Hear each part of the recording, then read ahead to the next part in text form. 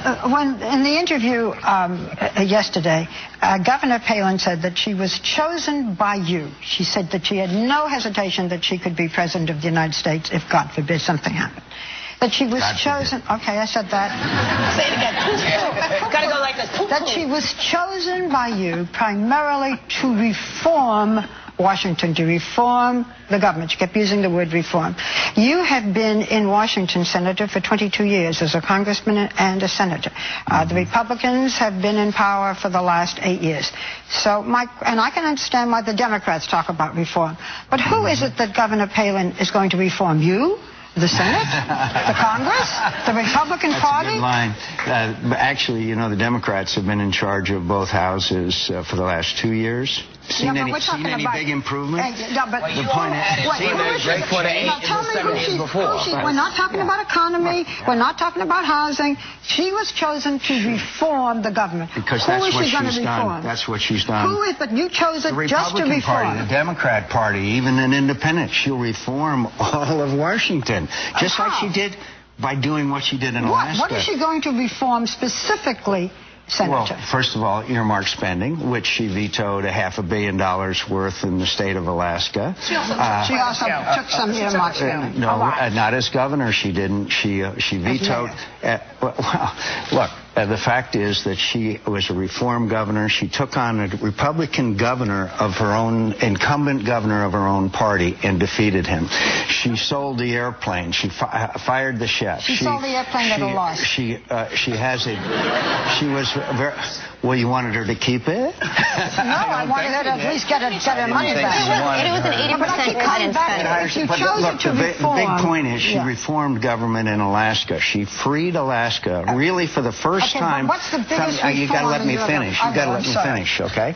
And that is that she took government out of the hands of the special interests and the oil companies and the old boy network and gave it back to the people of Alaska. That's a clear record of what she's accomplished. What is she going to do in Washington? And that's what we have to do in Washington. The same thing. Break the old boy network, the special interests that control our agenda in Washington, and like I have attempted to do and succeeded in some areas, because I have taken on my own party, I've taken on the Democrats, Republicans, my own president, and I've taken on the special interests, and I have not been elected Miss Congeniality every year. Well, you used to be more like that, John. Why am I calling you John?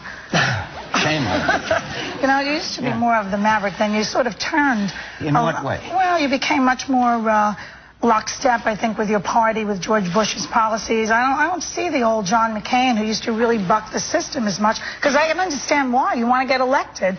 But, you know...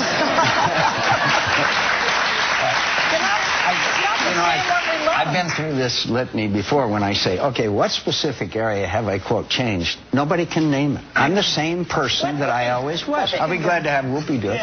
But the point is that I'm the same person, and I have the same principles, and I have the same issues, whether it be spending, whether it be climate change, whether it be the conduct of the war in Iraq, whether it be torture of prisoners, no matter what it is, and fighting excess and wasteful spending, I'm the same guy. You know what? I have to just, one more thing. There are ads running from your campaign. One of them is saying that Obama, when he said you can put lipstick on a pig, but it's still a pig, was talking about Sarah. There's another ad that says that Obama was interested in teaching sex education to kindergartners. Now, we know that those two ads are untrue. They're lies. And yet you, at the end of it, say, I approve these messages. Actually, do you really approve them? Actually, they're not lies. And have you seen some of the ads that are running against me? By the way, you yourself said the same thing about putting lipstick on a pig. You yourself used the same expression. When I was talking about a health care plan. Yeah, but he talked about change. He wasn't talking about Sarah Palin.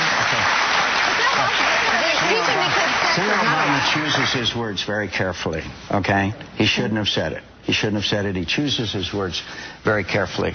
And this is a tough campaign. But I would be glad to come on this show with Senator Obama. I have asked Senator Obama to join me in town hall meetings all across America. I have requested it time after time. That would be good for Sarah and Joe Biden, too. That would be, yes, sure. Well,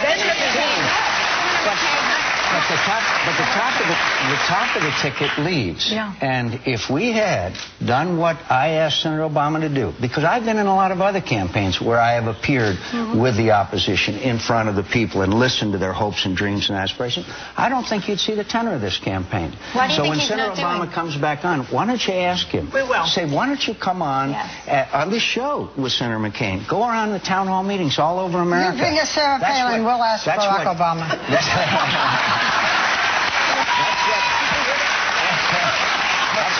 That's what Barry Goldwater and President Kennedy had agreed to do way back a long time ago, is go before the American people. Let's do that. I guarantee you that changes the tenor of campaigns. So let's do one question before we go. But we'll do when we come back.